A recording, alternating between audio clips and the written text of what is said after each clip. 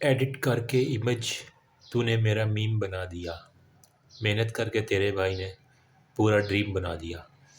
बिस्मिल्लाहिर्रहमानिर्रहीम, इय्याका नअबुदु व इय्याका नस्तईन।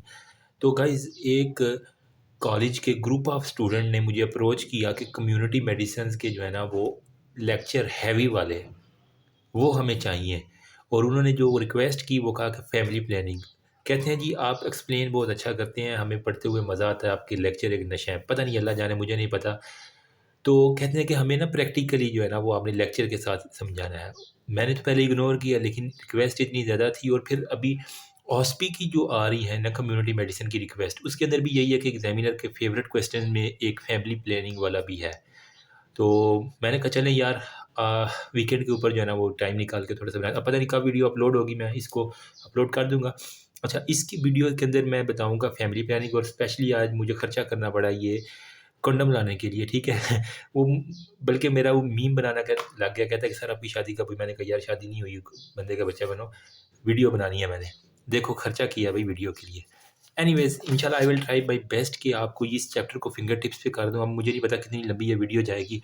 Family planning होता क्या है जल्दी से बताते हूँ मैं, एंड भी हम इसकी अनबॉक्सिंग करेंगे और बताऊँगा, क्योंकि अच्छा, मैंने जब इसको ना होल्ड किया और ये मुझे ऑलमोस्ट कितने का 60 रुपीज़ का मिला है। अच्छा, इसके एंड पे पूरा एक मैंने पास पेपर देखा हुआ छपा हुआ है कि इसकी कंट्राइंडिकेशन क्या है, किस किस काम के लिए यूज़ होता है। तो मतलब इसको खरीदने के लिए आपको एक जो है ना वो पूरा पास्ट पेपर उन्होंने छाप दिया है। यूएचएस का मैंने देखा था और एक नम्स का भी देखा हुआ है, ठीक है। आई थिंक 1.5 मार्क्स का था, तो ये सारा छपा हुआ है। एंड पे हम देखते हैं और इसकी अनबॉक्सिंग भी करते हैं कि क्या एक्सपीरियंस है हमारा इसके साथ फर्स्ट टाइम। अच्छा, फैमिली प्लानिंग होता क्या है? Way of thinking and living, ठीक है। पहले तो इसकी डेफिनेशन आप देख लो ना। I will try my best कि जितना इसको शॉर्ट हो जाएगा और जल्दी में हो जाए। आपने कहना है कि अगर कोई पूछ ले इसकी, फोकस इट यार, एक मिनट। ओके, इसको मैं डिफरेंट पार्ट्स के अंदर करता हूँ। ये हमारे पास है basically way of thinking and living, ठीक है।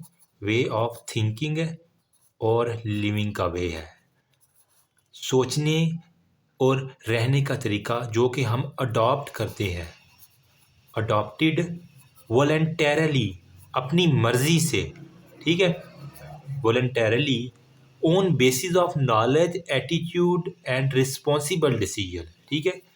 किस बुनियाद पे हमने अडॉप्ट किया? ऑन बेसिस ऑफ नॉलेज, ठीक है, नॉलेज प्लस हमारा जो एटीट्यूड है, ठीक है, साथ में आपका जो है रिस्पॉन्सिबल डिसीजन, रिस्पॉन्सिबल डिसीजन, इसके ऊपर जो है ना हमने बेस करना होता है।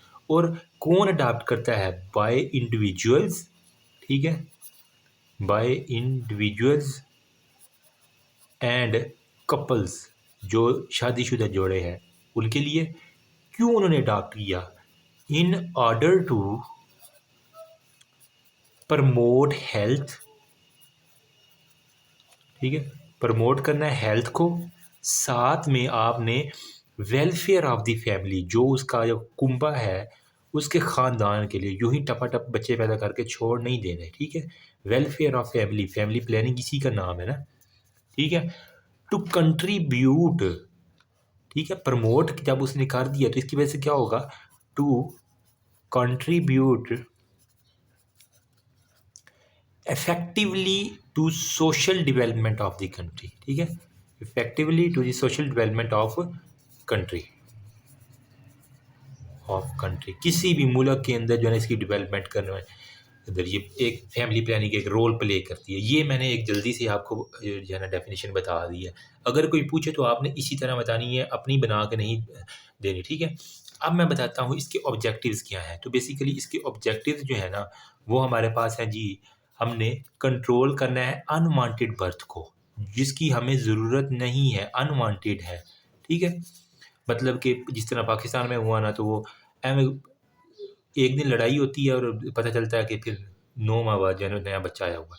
मतलब लड़ाई को ठीक करने का एक तरीका यही है कि एक नया बच्चा पैदा कर लें। ये नहीं होना चाहिए, अनवांटेड बर्थ है, उन्हें पता ही नहीं है हमें कितने बच्चे पैदा करने हैं, उनका फ्यूचर क्या होगा, बस पैदा किया और छोड़ दिया, पैदा किया छोड़ दिया, ठीक है। एक तो ये ऑब्जेक्टिव हो कंट्रोल अनवांटेड बर्थ। और हमारे पास जो भी 2 प्रेगनेंसीज है ना, ठीक है, उनके दरमियान इंटरवल को मेंटेन करना, ठीक, इंटरवल को हमने जो है ना वो रेगुलेट करना बिटवीन द टू प्रेगनेंसीज, ठीक है। साथ में आपने बाकी चीज़ें आप इसमें लिख सकते हैं कि बर्थ जो है ना वो हमारे पास relation to the age of the parent हो गया। ये नहीं करना कि बस वो भेड़ बकरियाँ बना दिया, मतलब एक हुआ, दूसरा हुआ, तीसरा हुआ, चौथा हुआ, ऐसा नहीं करना। उनके दरमियान एक प्रॉपर इंटरवल रखना ताकि एक बच्चे की ग्रोथ अच्छे से हो सके, उसको प्रॉपर न्यूट्रिशन और उसको मिल सके, ठीक है। ये तो थे इसके ऑब्जेक्टिव। अब इसका अगर कोई एम पूछ ले, ठीक है, एम पूछ ले तो आपने कहना है गोल है हमने, ठीक है, गोल को अचीव करना है किसके अंदर, क्वालिटी ऑफ लाइफ को बेटर बनाना। कहते हैं ना एक मुहिम भी चली थी कि हम बच्चे दो ही अच्छे, तो क्या है कि दो होंगे कम होंगे लेकिन आप उनकी एजुकेशन के ऊपर तवज्जो देंगे और उनके जो है ना वो रहन सहन, खाने पीने का, उनके कपड़े पहनने का, वो सारे का सारा उसके ऊपर आप फोकस करेंगे। क्वालिटी ऑफ लाइफ इंप्रूव करनी है, उनको गरीबी की ज़िंदगी नहीं गुजारने देनी, ठीक है। गरीबी से मुझे मेरा मतलब कि लो, वो गुर्बत की लकीर से भी नीचे आजकल पाकिस्तान में लोग रह रहे हैं ना, अल्लाह माफ़ करे, अल्लाह हर किसी को दे। लेकिन ये वाले जो है ना, एक बड़ी वजह यही भी है कि उन्होंने, बंदा गरीब था, दिहाड़ीदार था, उसने आगे से 9 और दिहाड़ी करने वाले बच्चे पैदा कर दिए। देखो ना, अगर वो चलो 2 बच्चे भी पैदा करते फिर भी था, लेकिन अब वो रो रहा है कि जनाब मेरे 9 और बच्चे हैं। तो यार अगर उसने 2 बच्चे पैदा किए होते तो चलो उसकी दिहाड़ी में से कुछ ना कुछ वो डिवाइड करके 2 में हिस्से तक़सीम करता। अब वो 9 में तक़सीम करना पड़ेगा तो वो ज़्यादा मसले बन जाते हैं, ठीक है। इनकम कम है लेकिन बच्चे ज़्यादा, तो फिर वो मसला बनता है हमेशा। अच्छा, अब मैं फर्दर कंटिन्यू करने से पहले आपको कुछ बातें बताना चाहता हूँ। आपको एक लफ़्ज़ मिलेगा eligible couple. What is eligible couple? Eligible couple basically होता क्या है, female in their reproductive age, ठीक है। फीमेल जो है ना वो अपने रिप्रोडक्टिव एज के अंदर जो होती हैं उन्हें हम कहते हैं कि ये हमारे पास एलिजिबल कपल है। या फिर आप कह लें कि जो करंटली मैरिड कपल होती हैं अकॉर्डिंग टू इस्लाम, ठीक है। करंटली जो मैरिड कपल है, आप यहाँ पे 15 से 45 साल की जो गर्ल्स हैं ना वो हमारे पास, जब वो शादीशुदा हो जाती है तो वो हमारे पास एलिजिबल कपल के अंदर आ जाती हैं। फिर हमारे पास होती हैं जी टारगेट कपल। क्या होती है ये आपको टर्मिनोलॉजी पता होनी चाहिए। टारगेट कपल बेसिकली होते हैं जो जिनके पहले 2 से 3 बच्चे हैं और उनको बहुत ही ज़्यादा ज़रूरी है कि ये फैमिली प्लानिंग को अडॉप्ट करें, ठीक है। तो ऐसे लोगों को हम कहते हैं टारगेट, जिनके ऑलरेडी 2 या 3 बच्चे हैं ना, तो वो हमारे पास टारगेटेड कपल है। और हमारा मेन फोकस इनके ऊपर है कि वो मज़ीद बच्चे पैदा ना करें, बल्कि जो 2-3 हो गए हैं उनके ऊपर, अब उनकी तालीम के ऊपर, तरबियत के ऊपर फोकस करें। थोड़ा खाओ चंगा खाओ, ये वाली स्कीम करनी है, ठीक है। अब यहाँ पे हमारे पास है जी एक आपको मिलेगा सीपीआर के मुतालिक। What is CPR? Couple protection rate, ठीक है। कपल प्रोटेक्शन रेट, सीपीआर इसको हम कहते हैं।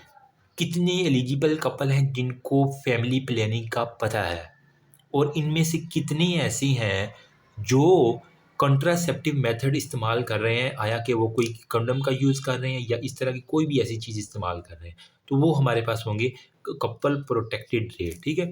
मतलब कि मैं अगर सिंपल वर्ड में लिखूं तो कितने जो है ना कपल हैं जिनको फैमिली प्लानिंग का पता है, ठीक है। सपोज करें अगर 100 कपल्स हैं ना, तो उनमें से जैसे अगर 25 को पता है, ठीक है, 25 कहते हैं हाँ हमने सुना हुआ है इसके बारे में।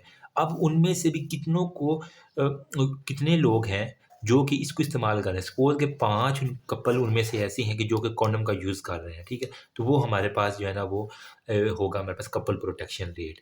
अब आइडियल कपल प्रोटेक्शन रेट कितना होता है? ओवरऑल जो है ना वो 60% है किसी भी कंट्री का, लेकिन अनफॉर्चुनेटली पाकिस्तान के मसाइल इतने ज़्यादा हैं कि तो ये हमारे पास और कम हो के 45 से 50% आ गए। मतलब कम लोगों को फैमिली प्लानिंग का पता है, अगर पता भी है तो वो अडॉप्ट नहीं करते, ठीक है। एक तो एनीवेज़ बात फिर आगे निकल जाएगी। अब हमारे पास आ जाती है क्लासिफिकेशन, जितनी भी हमारे पास है फैमिली प्लानिंग के अंदर हमने किस तरह कंट्रोल करनी है चीज़ों को, वो मैं आपको जल्दी से बता देता हूँ, ठीक है। तो क्लासिफिकेशन के अंदर हमारे पास जो है ना वो 2 मेथड इंपॉर्टेंट आ जाते हैं। तो यहाँ पे अगर क्वेश्चन में क्लासिफिकेशन आ जाए तो क्लासिफिकेशन में आपने 2 बताने। एक हमारे पास होता है जी स्पेसिंग मेथड, ठीक है, स्पेसिंग मेथड हो गया। और नंबर सेकंड में हमारे पास होता है जी टर्मिनल मेथड, ठीक है। अब नाम से यह ज़ाहिर हो रहा है कि टर्मिनल मतलब पक्का पक्का टपाटप कर दिया, ख़त्म, काम ख़त्म कर दिया, ठीक है। ना रहेगा बाँस ना बजेगी बाँसुरी। यहाँ पे क्या है, हमने 2 साल वक़्फ़ा करवाना, उसके बाद फिर कोई बच्चा पैदा करवाना, फिर वक़्फ़ा थोड़ा-सा, ठीक है। यहाँ पे हमने 2 पैदाइश के दरमियान गैप देना है। फीमेल और मेल यहाँ पे स्टिल फर्टाइल है, ठीक है। आपने गैप देना है 2 जनरेशन के दरमियान, और यहाँ पे मेल और फीमेल अभी इस काबिल है कि वो अभी तक बच्चे पैदा कर सकें, यहाँ पे वो फर्टाइल रहते हैं। लेकिन यहाँ पे जो है ना, आपने क्या करना है टर्मिनल मेथड में, उनकी फर्टिलिटी, जो बच्चा पैदा करने की सलाहियत है, यूँ कहते हैं इन सिंपल वर्ड पंजाबी में, कि खसी कर देना उनको, ठीक है? फर्टिलिटी ख़त्म उसकी कर देना हर चीज़, और वो हमारे पास क्या होंगे, स्टीराइल होंगे, ठीक है? जो मर्ज़ी कर लें अब, उनकी प्रोग्रेस ज़ीरो होगी। अब यहाँ पे हमारे पास जो स्पेसिंग मेथड है ना, इनका अगर मैं मोटी सी बात बता दूँ तो हमारे पास क्या होगा। टॉप ऑफ द लिस्ट हमारे पास एक होता है बैरियर मेथड, ठीक है? नंबर सेकंड पे हमारे पास होती है इंट्रा यूट्राइन, ठीक है? IUCD, intra uterine contraceptive devices, ठीक है? इसका है इंट्रा यूट्राइन कॉन्ट्रासेप्टिव डिवाइसेस, कुछ ख़ास तरह के आलात हैं, मैं दिखाता हूँ सारे आपको, ठीक है? फिर हमारे पास एक नंबर थर्ड पे इंपॉर्टेंट आ जाती है, जिसके अंदर हमारे पास होती है जी हार्मोनल थेरापी। हार्मोनल थेरापी मतलब हमने फीमेल के हार्मोन्स को डिस्टर्ब करके उसकी प्रेगनेंसी को रोकना होता है, ठीक है? अब जो हमारे पास बैरियर मेथड है ना, बैरियर के अंदर हमारे पास एक होता है फिजिकल मेथड, ठीक है? Top of the list. Number second पे हमारे पास होगा केमिकल मेथड, ठीक है? और नंबर थर्ड पे हमारे पास होता है फिजिकल और केमिकल को मिला के कंबाइन मेथड। ये हमारे पास होता है बैरियर। फिजिकल में हमारे पास क्या होता है, हमारे पास फिजिकल में ये जो मैं लेके आया हूँ अभी है, ठीक है? ये हमारे पास कौन से कैटेगरी के अंदर आएगा, ये हमारे पास फिजिकल के अंदर आएगा। तो मतलब हमारे पास कौन कौन सी चीज़ें आ जाएंगी, इसको मैं साइड में कर देता हूँ ताकि हमारे पास फिजिकल के अंदर टॉप ऑफ द लिस्ट हमारे पास कॉन्डम्स आ जाएंगे, ठीक है? फिर हमारे पास क्या होगा, कुछ खास तरह की वेजाइनल स्पंज होते हैं, ठीक है? तो हमारे पास क्या होगा, वेजाइनल कुछ खास तरह के वेजाइनल स्पंज होते हैं, या फिर हमारे पास कुछ खास डायाफ्राम्स होती हैं जो कि स्पर्म के आगे जाने से रोक लेते हैं। ये फिजिकल हो गया। केमिकल में हमारे पास क्या होती है, हमने ऐसे केमिकल डालने हैं कि अगर जो फीमेल की है ना यूट्रस के अंदर, वेजाइना के अंदर स्पर्म चला गया, तो वो स्पर्म को पकड़ के काट, जिस तरह होता है ना फर्टिलाइजर होते हैं जर्मीसाइड, इसी तरह हमारे पास स्पर्म को मारने के लिए स्पर्मी साइड्स होते हैं। ईज़ी हो गया, ठीक है? और कंबाइंड मेथड मतलब इन दोनों को मिला के साथ में जर्मीसाइड भी देंगे, साथ में उसको कहना कंडोम भी यूज़ करें, साथ में उसको कहना कि वेजाइनल भी अपने यूज़ कर ले। जो बहुत ज़्यादा जिनको बर्दाश्त नहीं कर पा रहे होते हैं ना, ठीक है? तो कहते हैं कि वो हबशियों वाला काम हुआ होता है उनका, तो वो उनको फिर हम कहते हैं कि जनाब तुम लोग कंबाइंड मेथड जो है ना वो यूज़ करो, आपके एक मेथड से काम नहीं चलेगा। फिर हमारे पास आ जाते हैं इंट्रायूटाइन डिवाइसेस। तो इसकी भी जो है ना मेजर 2 टाइप्स होती हैं, या वो हमारे पास हो सकती हैं मेडिकेटेड हो सकती हैं, ठीक है? या फिर हमारे पास हो सकती हैं नॉन मेडिकेटेड। एक हमारे पास मेडिकेटेड है, एक हमारे पास नॉन मेडिकेटेड।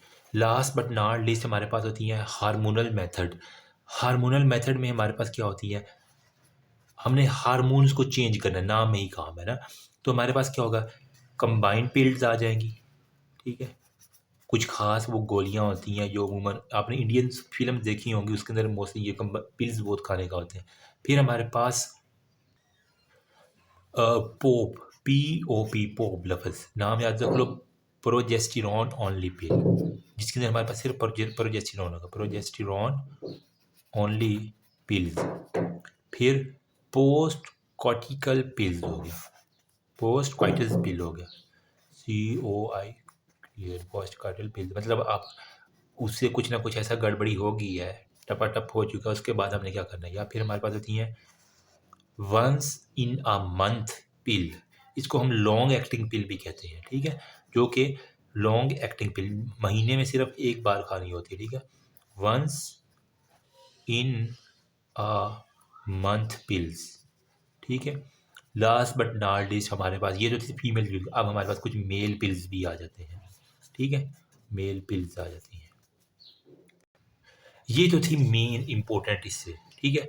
अब हमारे पास साथ में कुछ ना यूँ कह लें कि ये वाली हमने ओरली ले लेनी है, ठीक है? जो हार्मोनल थेरापी है, ये इसको मैं कैटेगराइज़ कर देता हूँ ओरल, ठीक है? अब अगर कोई मुँह से नहीं खा पा रहा, हो सकता है उसके मुँह का कोई भी इस तरह की सर्जरी वगैरह हुई हुई है, ठीक है? या फिर उसका मुँह कुछ भी है, ठीक है? तो हमने जो है ना वो दूसरी होती है जिसे हम कहते हैं स्लो रिलीजिंग फॉर्मुलेशन, ठीक है?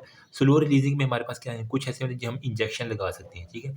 इंजेक्टेबल, मतलब कुछ खाते हैं तो उनके मैदे का मसला होता है तो वहाँ से वो जज़ब नहीं हो पा रही होती, या इंटेस्टाइन का मसला है या कुछ भी ऐसा है, तो फिर हमने इंजेक्टेबल की तरफ जाना होता है।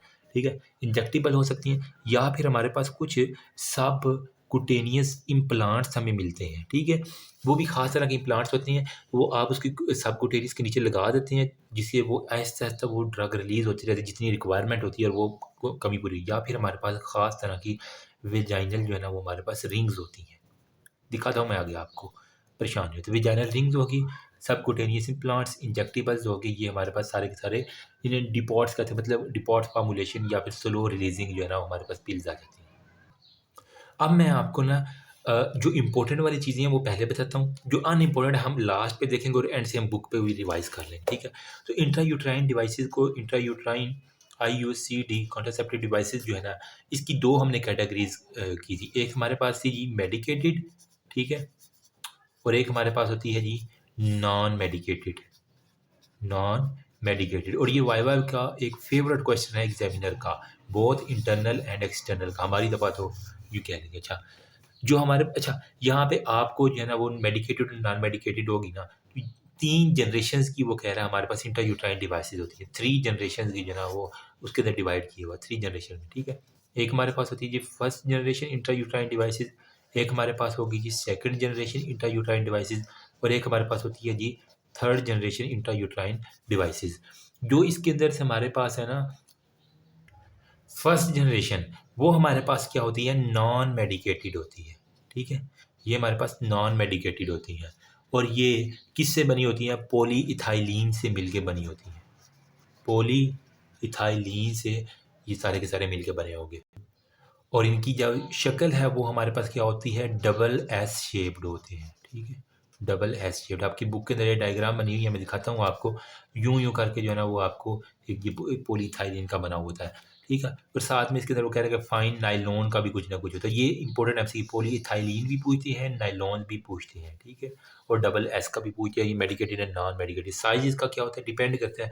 अब अगर कोई फीमेल की छोटी उम्र की है तो ज़ाहिर बात है हमने उसको बूढ़ी औरत वाला तो नहीं ना लगा देना।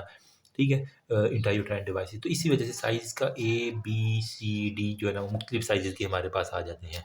ठीक है, स्पाइरल या स्प्रिंग शेप्ड इसका होता है, या ये हमारे पास स्पाइरल होगी, ठीक है, या फिर हमारे पास क्या होगी, स्प्रिंग जो है ना वो शेप्ड हमारे पास होगी, यूं यूं यूं यूं करके स्प्रिंग शेप होगा। अब ये करता क्या है बेसिकली, ये वहाँ पे जाके ये डिवाइस लोकल इन्फ्लामेशन इसने करनी है। सिंपल सी बात है, लोकल इन्फ्लेमेशन हमारे पास इसने करनी है, मतलब वहाँ पे जाके ना हल्की सी सोजिश करवा देनी है जिसकी वजह इम्प्लांटेशन को रोक देगा। सेकंड जनरेशन की बात करते हैं। अच्छा, यहाँ पे एक बड़ी इंपॉर्टेंट बात है जो कि पूछते हैं एग्जामिनर, ये नॉन टॉक्सिक है एक तो, ठीक है, फर्स्ट जनरेशन वाले हमारे पास नॉन टॉक्सिक है, और यहाँ पे आपको बेरियम जो है ना सल्फेट वो आपको इसके ऊपर लगा होगा। ठीक है, अब इसका काम पूछते हैं कि वाई बेरियम सल्फेट जो है ना वो हमारे पास क्यों फर्स्ट जनरेशन के ऊपर लगा। तो जनाब आपने बताया कि जब हम एक्सरे करते हैं तो हम एक्सरे में बेरियम सल्फेट को ऑब्जर्व करते हैं कि आया कि अभी वो इंट्रायूट्राइन डिवाइसेस उसकी यूट्रस के अंदर पड़ी हुई है, या कहीं वो डिटैच तो नहीं होगी, या कहीं वो निकल तो नहीं गई वजाना से। ठीक है, तो ये उसको देखने के लिए कि बेरियम सल्फेट हमने इसलिए फर्स्ट जनरेशन के अंदर लगाना होता है। तो ये आपने बात याद है, barium sulphate use in first generation of intrauterine devices. Second generation में हमारे पास जो होता है ना वो क्या होता है, ये हमारे पास होती है जी कॉपर टी शेप्ड होती है। एक तो ये हमारे पास क्या पॉलीइथाइलिन का था, जबकि ये, और साथ में नायलॉन का था, जबकि ये हमारे पास क्या सेकंड वाला कॉपर के हमारे पास होता है, और ये हमारे पास टी शेप्ड होता है। वो क्या था हमारे पास, स्पाइरल या स्प्रिंग शेप्ड था। ठीक है, इसके अंदर से वो कह रहा है कि कॉपर निकलता रहता है, और वो क्या करता है, एंडोमीट्रियम की एट्रोफी करवा देता है, जो यूट्रस की है ना एंडोमीट्रियम। ठीक है, एंडोमीट्रियम ये बेसिकली जाकर उसकी एट्रोफी करवा देनी होती है इन सिंपल वर्ड। साथ में जो उसकी जो सर्वेक्स है ना, एक तो यूट्रस की जो एंडोमेट्रियम उसकी एट्रोफी करवा दी, साथ में जो उसकी सर्वेक्स है उसकी जो है ना वो म्यूकोजा की थिकनेस करवा देता है। ठीक है, थिकनिंग ऑफ द म्यूकोजा करवा दें, थिकनिंग ऑफ म्यूकोजा जो है ना इसने करवा देना था। अब इसके अंदर जो है ना हमारे पास इंपॉर्टेंट है म्यू कॉपर 250 टी है, और एक हमारे पास है म्यू कॉपर 375 टी होते हैं। वो आगे बुक के अंदर हम देखते हैं सारे के सारे। ये था सेकंड जनरेशन में, जबकि जो थर्ड जनरेशन है ना ये हमारे पास मोर मेडिकेटेड है। ठीक है। इसके ऊपर यूँ कह लें कि मेडिकेटेड मेडिसिन से भरा हुआ है और इसके ऊपर हार्मोन्स ख़ास किस्म के जो है ना वो लगा के फिर वजाइनल इंट्रायूट्राइन के अंदर इंसर्ट करती है। इसके अंदर प्रोजेस्टेरोन जो है ना वो हमारे पास है यहाँ पे, प्रोजेस्टेरोन, ठीक है। ये हमारे पास क्या करता है, thickening of the cervical mucosa, ठीक है, और एंडोमेट्रियम थिकनिंग करवा देती है जो सर्विक्स का म्यूकोजा है उसकी, और साथ में हमारे पास जो एंडोमेट्रियम है उसकी हमारे पास ये करवा देती है। फिर हमारे पास है कुछ ख़ास किस्म की स्टीराइड जो है ना वो रिलीजिंग भी होती है, जो एक्सेसिव स्टीराइड रिलीज़ करती हैं जिसकी वजह से हमारे पास इन्फ्लामेशन हो जाती है, वो प्रिवेंट करती है प्रेगनेंसी में, लेकिन वो बहुत ज़्यादा एक्सपेंसिव हो जाती हैं। और इसके अंदर एक एमसीक्यू होता है कि हमने हाइपरटेंसिव अगर फीमेल है तो उनके अंदर कभी भी इस तरह की कंट्रासेप्टिव डिवाइस मेडिसिन और डिवाइसेस को बड़े एहतियात से यूज़ करना होता है। तो इसके अंदर हमारे जो हाइपरटेंसिव है ना उसके लिए हमने जो है ना वो थर्ड जनरेशन वाली जो है ना वो करते हैं, जिसके अंदर प्रोजेस्टेरोन जो है ना वो हम यूज़ करते हैं, ठीक है। तो progesterone is used in hypertensive female. ये बुक के अंदर एमसीक्यू पक्का है। इन सिंपल हमने प्रोजेस्टेरोन और एस्ट्रोजन के लेवल को बढ़ा के वहाँ की सारी इरेगुलरिटीज़ करवानी है ताकि वो हम फर्टिलाइजेशन को रोक सके किसी ना किसी तरह एग और स्पर्म के, ठीक है। अब हमारे पास लास्ट पे आ जाता है जी हार्मोनल मेथड। हार्मोनल मेथड में हमने कंबाइंड पिल्ड होती हैं जो कि इंजेक्टेबल होती हैं, ठीक है। अब इनके अंदर जो है ना वो इंजेक्टेबल में हमारे पास क्या होती है, मेला एन और मेला डी जो है ना यहीं पे हम लिख देते हैं, ठीक है। एक हमारे पास मेला एन होती है और एक हमारे पास होती है मेला डी होती है, और इनमें अच्छा कौन सा, जो मेला डी है ना वो वाला अच्छा होता है। फिर हमारे पास पिल जो होती है ना ये वाली, इनके अंदर होता क्या है बेसिकली, एस्ट्रोजन एक तो बहुत ज़्यादा होता है, साथ में हमारे पास प्रोजेस्टेरोन ये बहुत ज़्यादा होता है। अब जो मेलाएन और मेलाटीन है ना इनके अंदर दो चीज़ें होती हैं हमारे पास, एक हमारे पास होता है नॉर्जेस्ट्रल, ठीक है। एक हमारे पास एन से शुरू होता है, एक हमारे पास नॉर्जेस्ट्रल होता है, बुक के अंदर लिखा हुआ है, और एक हमारे पास होता है जी इथाइनोल एस्ट्राडायोल हो गया, ठीक है। एक एन से और एक ई से, इथाइनोल एस्ट्राडायोल, ठीक है। ये हमारे पास दो चीज़ें जो है ना वो मुश्किल से लफज है लेकिन इसको याद करना है लाजमी। ये पूछते हैं कौन कौन से कंपोनेंट होते हैं मेलानिन और मेलानिन के अंदर, तो ये दोनों इन दोनों के अंदर हमारे पास आ जाएंगे। फिर पूछते हैं कि जब हमने ओरली कोई भी देनी है तो हमने क्या प्रोटोकॉल्स फॉलो करनी है। एक तो फीमेल से ये पूछना होता है कि आया कि उसको किसी किस्म का, जब हमने ओरली देनी है ना तो उसको पूछना है पहले कि किसी किस्म का कोई सीज़र तो नहीं है, झटके तो नहीं लगते, थ्रोम्बो एम्बोलिज्म की कंडीशन कोई तो नहीं है, दिल का मसला तो नहीं है, इस तरह की सारी चीज़ें हमने पूछ लेनी होती हैं, ठीक है। सीज़र हो गया या थ्रोम्बो या कोई भी ब्लड डिजीज़ तो नहीं है जिससे बहुत ज़्यादा क्लॉटिंग हो जाए और इवन कि ये बजाय फ़ायदा पहुंचाने के नुकसान पहुंचा सकती हैं फिर, ठीक है। अब ये तो थी हमने कि हमने कॉन्ट्रासेप्टिव को रोकने के लिए हमने दी है, मकसद हमारा क्या था, कॉन्ट्रासेप्शन को रोकना। अगर वो कहता है कि हमने इन्हीं ड्रग को यूज़ करना है लेकिन हमें नॉन कॉन्ट्रासेप्टिव यूजेस बता दें तो वो किन फीमेल में होगी, ठीक है। मोस्टली ये जो यंग गर्ल होती हैं जिन तो इनके अंदर ये होता है ना, हमने क्या करना था, non contraceptive uses of oral contraceptive, ये जो ओरल वाली मेडिसिन है ना, ठीक है, इनका हमने नॉन कंट्रासेप्टिव यूजेस किया है, मतलब कि अभी उनकी शादी भी नहीं हुई तो हमने उनको क्यों दे रहे हैं। हो सकता है उनको बहुत ज़्यादा यूट्राइन ब्लीडिंग हो उन गर्ल्स को, ठीक है। यूट्राइन ब्लीडिंग अगर बहुत ज़्यादा है तो उनके अंदर हम दे सकते हैं फंक्शनल ओवेरियन सिस्ट, अगर उनके अंदर है ना, ठीक है, तो उसकी ट्रीटमेंट के अंदर कहीं ना कहीं जो है ना ओवेरियन सिस्ट की ट्रीटमेंट के लिए पॉलीसिस्टिक ओवेरियन डिजीज़ पीओडी आपने पैथोलॉजी के अंदर पढ़ा होगा, ठीक है। तो पॉलीसिस्टिक ओवेरियन डिजीज़ जो है ना इसके अंदर भी हमने दे सकते हैं। एंडोमेट्रियोसिस जो है ना, ठीक है, एंडोमेट्रियोसिस मतलब इसके अंदर क्या था, जो हमारे पास यूट्रस की जो है ना वो एंडोमेट्रियम वो हमारे पास फेलोपियन ट्यूब या हमारे पास ओवरी के अंदर जिसे हम चॉकलेट सिस्ट भी कहते हैं तो वो वहाँ पे चली जाए, या फिर अगर किसी को टर्नर सिंड्रोम है तो उनके अंदर भी जो है ना वो हम इसका नॉन कंट्रासेप्टिव यूज़ कर सकते हैं। फिर अगर आ जाए कि हमने कहा था कि थर्ड जनरेशन वाली जो है ना हमने जो है हाइपरटेंसिव के अंदर यूज़ कर सकते हैं। अगर माँ को हाइपरटेंशन है तो हमें प्रोजेस्टेरोन जो है ना वो वाली मेडिसिन यूज़ करनी होती है। लेकिन अगर माँ जो है ना वो दिल की मरीज़ा है, ठीक है, आपके पास एक सिनेरियो होता है कि लैक्टेटिंग मदर है, ठीक है, वो हमारे पास जो है ना वो कार्डिक इश्यूज़ के साथ आ गई है, तो उसके अंदर हमने कौन-सी इनमें से जो है ना वो देनी है, तो हमारे देनी है प्रोजेस्टेरोन ओनली पिल देनी है, पीओपी देनी है। कंबाइन के अंदर एस्ट्रोजन और प्रोजेस्टेरोन दोनों होती हैं, लेकिन अगर हाइपरटेंसिव है तो हमने प्रोजेस्टेरोन देनी है थर्ड जनरेशन वाली, अगर वो कार्डिक है तो फिर हमने पीओपी देनी है, मतलब हमने प्रोजेस्टेरॉन ओनली पिल देनी है। तो हमने कार्डिक अगर माँ है तो हमने पीओपी प्रोजेस्टेरॉन ओनली पिल देनी, जिसके अंदर हमारे पास नॉर एथी एस्टर साइन होगा, लीवो नॉर्जेस्टिल वगैरह होती हैं वो सारी की सारी। अब हमारे पास आ जाती है नंबर 3 पे पोस्ट काइटस कॉन्ट्रासेप्टिव पिल, या जिसको हम दूसरा नाम देते हैं एमरजेंसी पिल्स का भी, ठीक है। तो ये कैटेगरी आ जाती है हमारे पास एमरजेंसी पिल, या फिर इसका दूसरा नाम है पोस्ट काइटस पिल हो गया। In simple word after sexual intercourse हो सकता है रेप का केस आ जाए, ठीक है आपके पास, आप डॉक्टर साहब बैठे हुए तो आप क्या करें, तो आपने पीसीओ मतलब पोस्ट कॉन्ट्रासेप्टिव पिल देनी है, जिसके अंदर हमारे पास कौन सी आ जाएगी, इथाइनाइल एस्ट्राडायोल, ई के नाम से जो है ना वो इथाइलिन एस्ट्राडायोल जो है ना वो पिल होती है, ठीक है, वो आपने देनी है। ई से एमरजेंसी याद कर लो, ई से हमारे पास इथाइलिन एस्ट्राडायोल देनी होती है।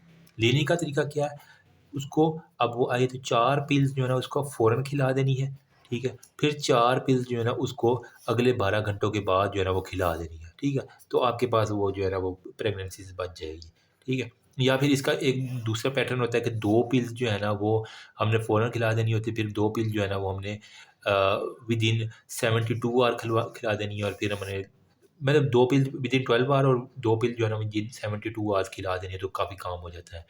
फिर हमारे पास नंबर 5 पे आ जाती है जो वंस इन अ मंथ, जिसे हम लॉन्ग एक्टिंग पिल भी कहते हैं, जब वंस इन अ मंथ पिल कहते हैं, इसके बारे में थोड़ी सी डिस्कशन कर लेते हैं, बस हमारा ये मुक जाना फिर, ठीक है।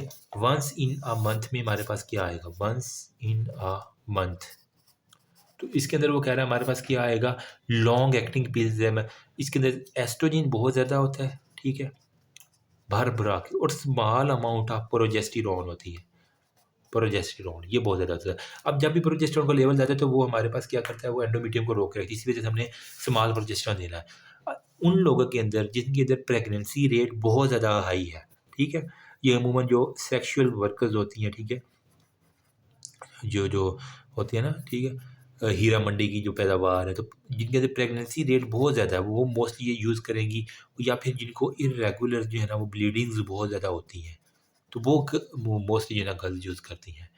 फिर हमारे पास last but not least male pills आ जाती हैं, जो कि हमारे पास क्या करती हैं, डिक्रीज़ करती हैं स्पर्म के काउंट को, ठीक है। तो यहाँ पे मैं लिख देता हूँ, थोड़ी सी स्पेस बचाती हैं कि मेल पिल्स जो है ना बेसिकली क्या करते हैं, मेल खाते हैं ये, ठीक है, उनके अंदर क्या होता है, स्पर्म काउंट जो है ना वो कम हो जाता है, ठीक है। मतलब इजैकुलेशन तो इनकी होती है, लेकिन जब आप इजैकुलेशन को नीचे माइक्रोस्कोपिकली एग्जामिन करते हैं तो इनके अंदर स्पर्म काउंट इतना कम होता है कि वो फर्टाइल नहीं कर पाता किसी भी एग को, ठीक है।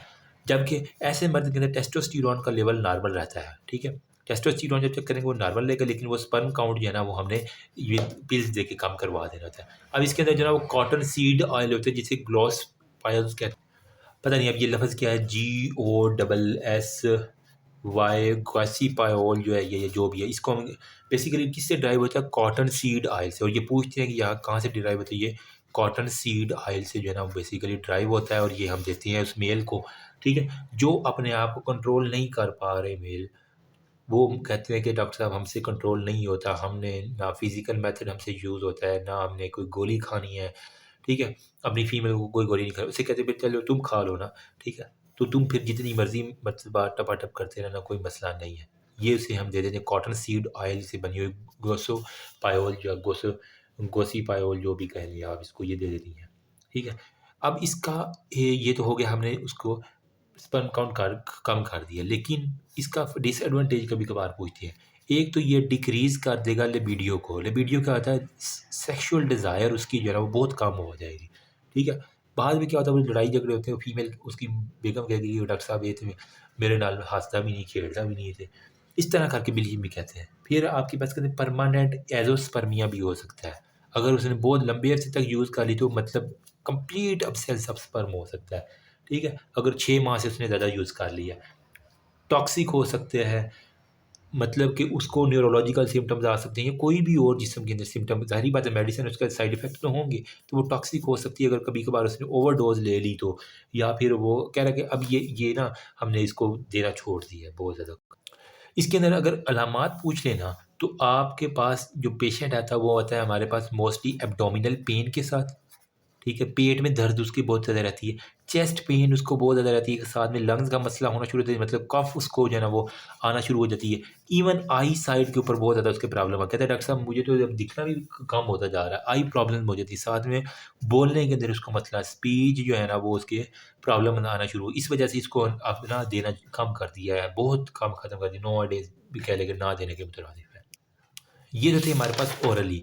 अब हमारे पास जो है ना वो डिपॉट फार्मूलेशन या इंजेक्टेबल, इसके ऊपर थोड़ी सी बात कर लेते हैं, फिर हमारा ये ऑलमोस्ट बिग पोर्शन ख़त्म हो जाएगा। तो डिपॉट फार्मूलेशन या इंजेक्टेबल जो भी होगी, स्लो रिलीजिंग हो, इसके अंदर मैंने क्या कहा था, इंजेक्टेबल नंबर 1 पे, इंजेक्टेबल जो हमने इंजेक्ट करना होता है। नंबर सेकंड पे हमारे पास क्या होता है, सब डर्मल होती हैं, और हमारे पास नंबर थर्ड पे हमारे पास विजाइनल रिंग्स होती हैं ख़ास तरह की, ठीक है, वेजाइनल रिंग्स हो गई।